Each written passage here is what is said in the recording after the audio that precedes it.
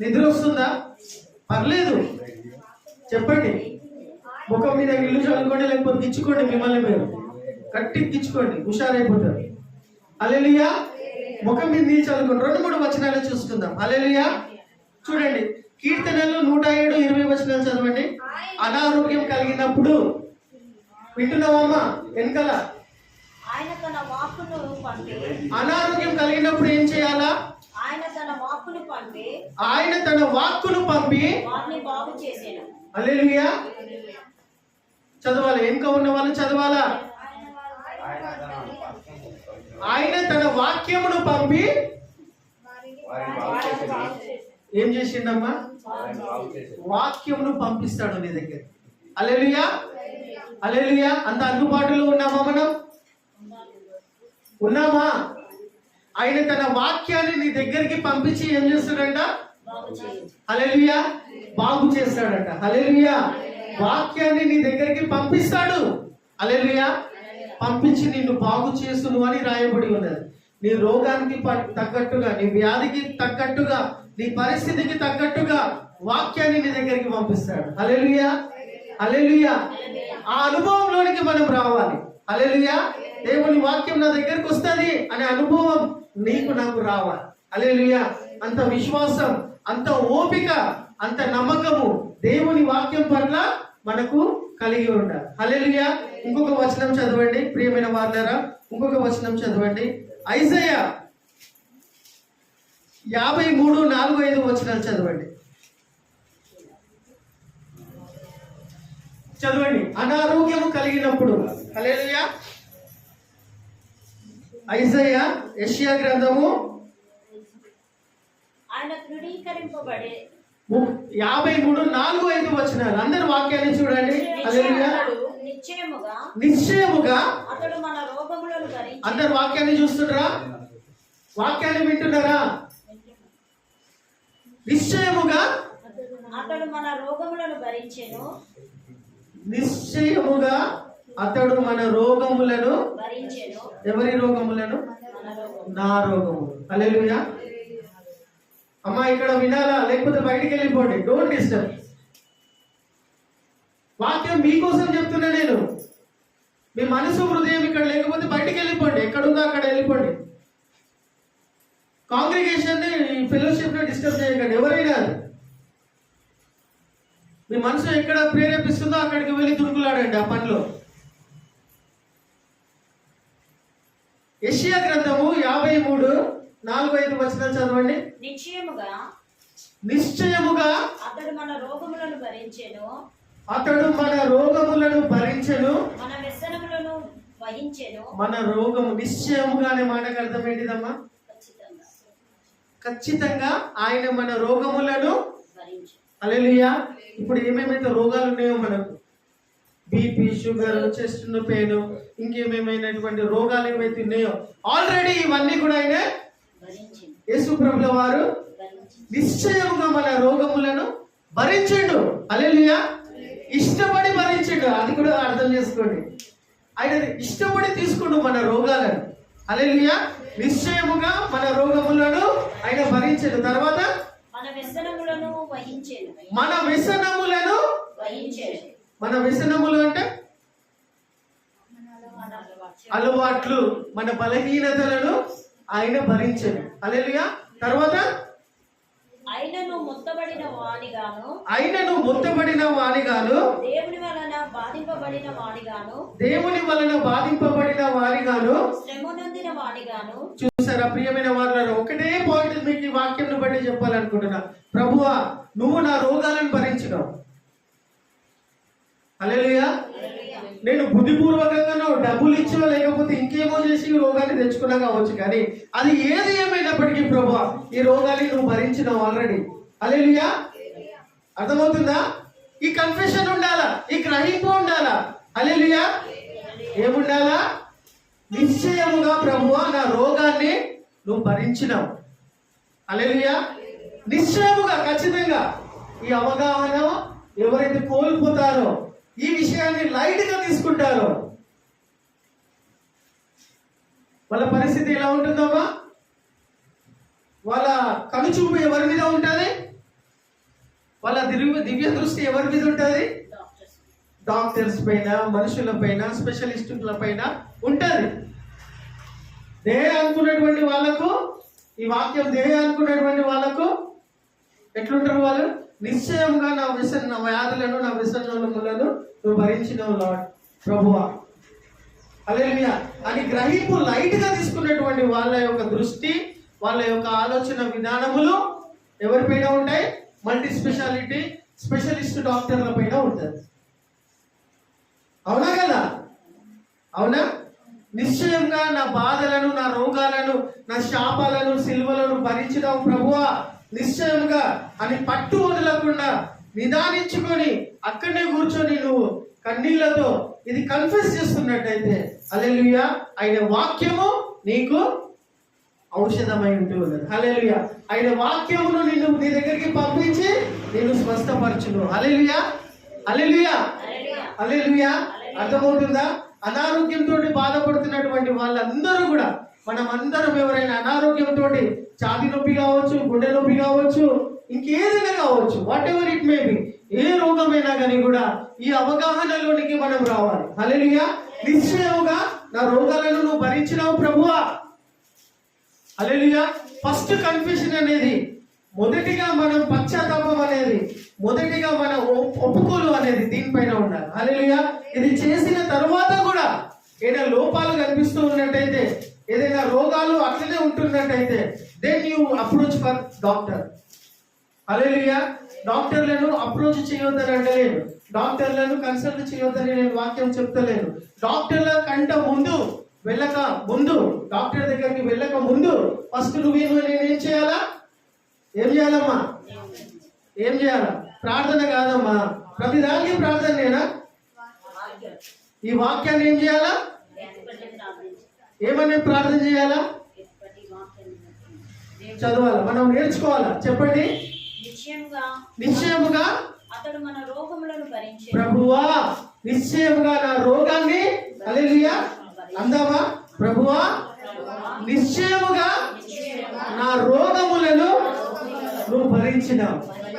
ప్రభువా నిశ్చయముగా నా రోగాలన్నీ, నా శాపాలన్నీ నువ్వు సిలువ పైన భరించి నా రోగాలను తీసుకొని మీరు నీ స్వస్థత ఆరోగ్యము నాకు అనుగ్రహించినారు.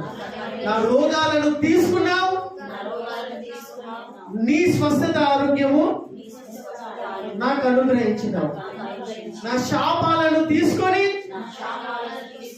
పాప క్షమాపణ ఇచ్చినావు, నన్ను పవిత్రపరిచినావు. నా మనసులో, నా శరీరంలో, నా ఆత్మలో స్వస్థతనిచ్చినావు, నెమ్మదినిచ్చినావు. ప్రభువా నీకు స్తోత్రములు, స్తోత్రములు ప్రభువా.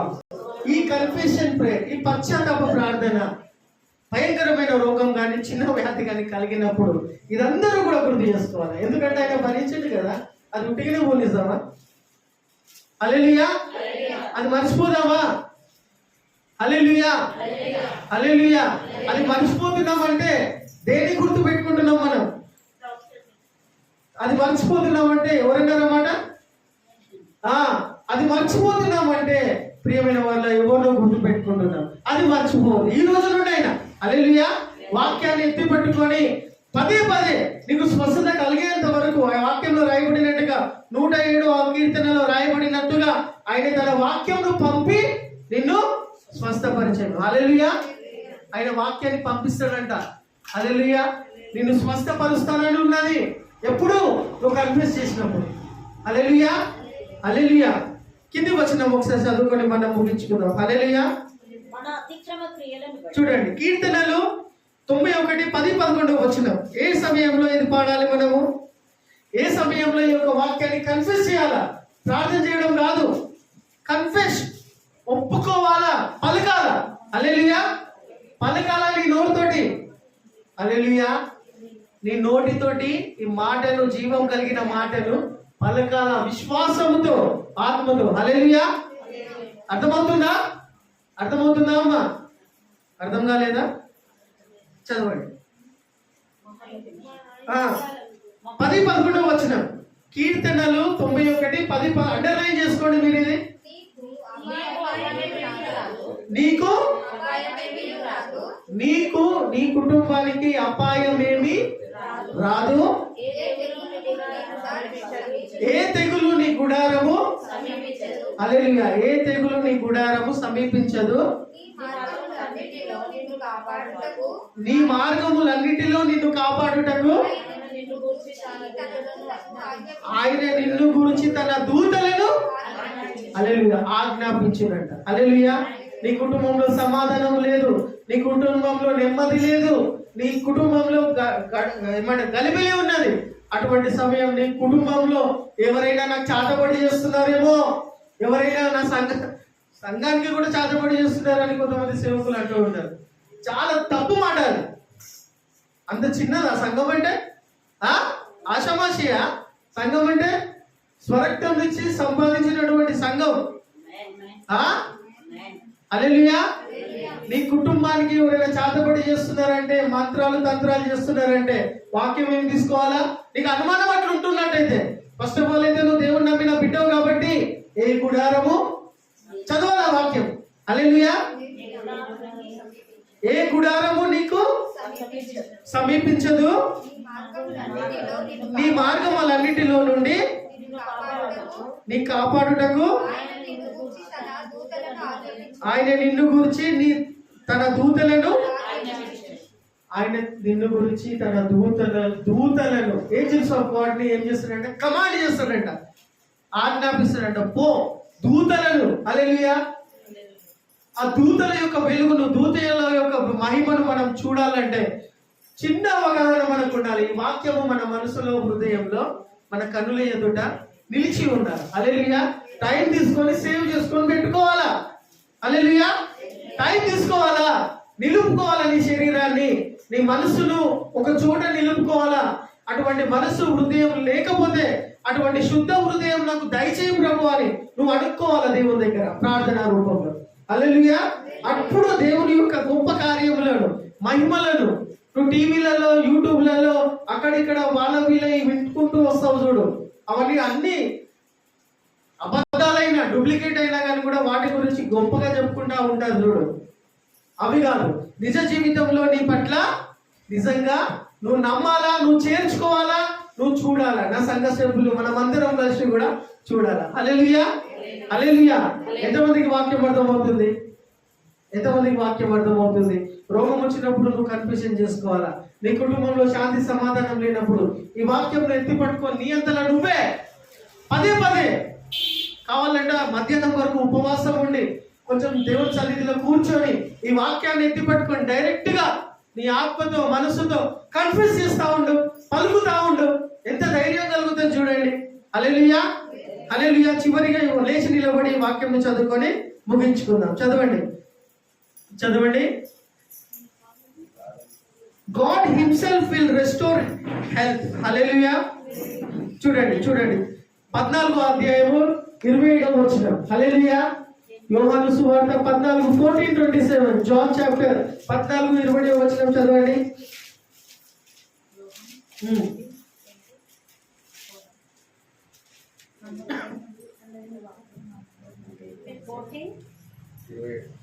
చదువు. మళ్ళీ తెలిసినప్పుడు చదవాలా, చెప్పదు. హల్లెలూయా. శాంతి నేను మీకు అనుగ్రహించి వెళ్ళుచున్నాను. నా శాంతినే నేను మీకు అనుగ్రహించుచున్నాను. లోకం ఇచ్చినట్టుగా నేను మీకు అనుగ్రహించుట లేదు. మీ హృదయమును కలవరపడనీయకుడి. చాలు ప్రియమైన వారులారా, శాంతిని నేను మీకు అనుగ్రహించి, ఆల్రెడీ అక్కడ మందు ఉన్నది. శాంతి అనేటువంటి వాక్యం అక్కడ ఉన్నది. నేను అనుగ్రహించి వెళ్ళుచున్నాను. ఆ శాంతి అనేది లోకంలో ఉన్నటువంటి శాంతి కాదు. హల్లెలూయా. మీ ఇంటి వెనకాల, మీ ఇంటి పక్కన, మీ ఆఫీస్ లో ఉన్నటువంటి శాంతి కాదు. లోకంలో ఉన్నటువంటి శాంతి కాదు.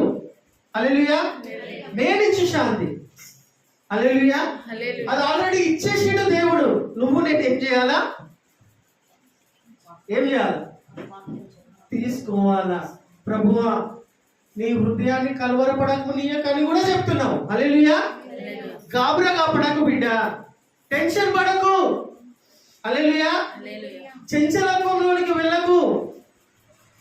మనస్సును యేసుప్రభు చెప్తున్న మాటనే చెప్తున్నా, నీ హృదయమును కలవరపడనీయకండి. అది ఏమైనా, hallelujah, whatever it may be, hallelujah, అది ఏమైనా కానీ కూడా నీ హృదయాన్ని కంట్రోల్లో పెట్టుకో.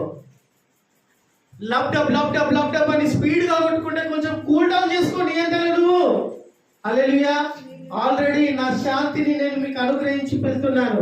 ఆ శాంతిని అనేది నువ్వు రిసీవ్ చేసుకోవాలి. హల్లెలూయా. నువ్వు పొందుకోవాలి. హల్లెలూయా. నీ హృదయం భారంగా ఉంటే ఆ భారం అంతా కూడా, హల్లెలూయా, అటు ఇటు దిక్కులు చూడొద్దమ్మా. దేవుని యొక్క వాక్యంను వినండి. ఇంత శ్రేష్టమైనటువంటి వాక్యము మీకు ఎక్కడ దొరుకుతుంది? దేవుడు నా శాంతిని మీకు ఇచ్చి వెళ్ళినానని చెప్పిన తర్వాత ఆ శాంతిని కాలదన్నుకొని అవసరం లేని అన్ని నీ హృదయంలో నింపుకొని హృదయాన్ని భారం చేసుకుంటే, హల్లెలూయా. ప్రియమైన వారు, ఎవరిది తప్పు చెప్పండి? ఎక్కడ మనము మిస్టేక్ చేసుకుంటున్నాం? ఇంకొక వాక్యంను చదువుకొని, చివరిగా ఈ వాక్యంను చదువుకొని, ఇది చివరి అంటే చివరి మాటనే. లేదంటే రేణుకా సిస్టర్ ఎన్నిసార్లు అంటే బ్రదర్ అంటారు ఆరాధన అయిపోయిన తర్వాత. This is last and final. ఇది కూడా మీ అందరి కోసము, మనందరి కోసమే. గాడ్ ఈజ్ ఎ హీలర్ అనేది. హల్లెలూయా. ప్రియమైన వారులారా, చూడండి,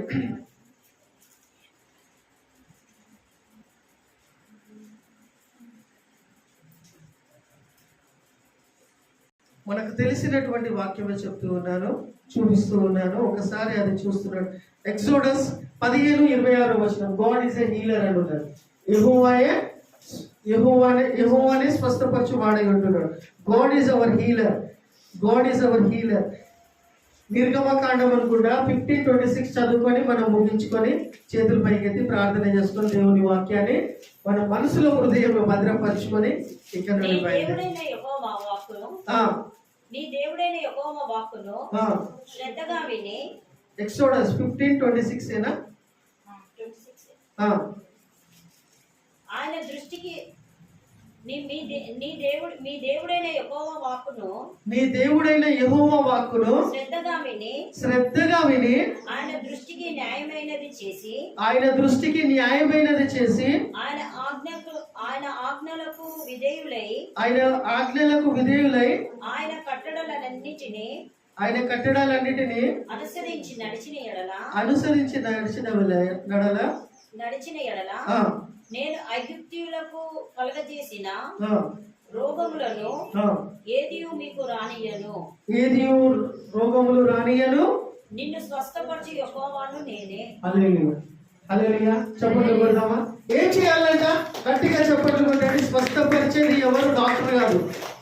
హల్లెలూయా. స్వస్థపరిచేది ఎవరు? యెహోవా. దానికంటే ముందు మనం ఏం చేయాలా? వచనాలు చదవండి. దానికంటే ముందు ఏం చేయాలమ్మా? చదువు, గట్టిగా చదవాలి. చదువుకొని ముగించుకుందాం. చూడండి, కళ్ళు మూసుకుంది అందరు. చేతులు పైకెత్తండి. కళ్ళు మూసుకొని నీ చేతులు పైకెత్తి నీ దేవుడైన చదవమా. నీ దేవుడైన యెహోవా వాక్యమును శ్రద్ధగా విను. ఆయన దృష్టికి ఇది చేస్తే న్యాయం అనేది నీకు అనిపించినప్పుడు ఆ న్యాయమైన పని చేసి ఆయన ఆజ్ఞలకు విధేయులై ఆయన కట్టడాలకు అన్నిటినీ అంట, ఒక్కటి కూడా కాదు, అన్నిటినీ అనుసరించి నడిచిన ఎడల అన్యులకు కలగజేసినటువంటి రోగాలన్నీ కూడా ఏది కూడా, హల్లెలూయా, ఏది కూడా మీకు రానియకుండా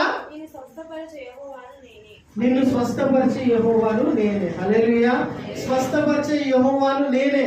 ఆయన కట్టడాలను ఆయన ఆజ్ఞలను శ్రద్ధగా నిదానించుకొని నీ మనసు హృదయంలో భద్రపరుచుకున్నట్టయితే స్వస్థపరిచే యెహోవా ఆయనే ఉంటూ ఉండగా, ప్రియమైన వారులారా, ఆయన యొక్క మాటలను ఆయన యొక్క వాక్కును మన మనసులో హృదయంలో భద్రపరుచుకుందాం. చేతులు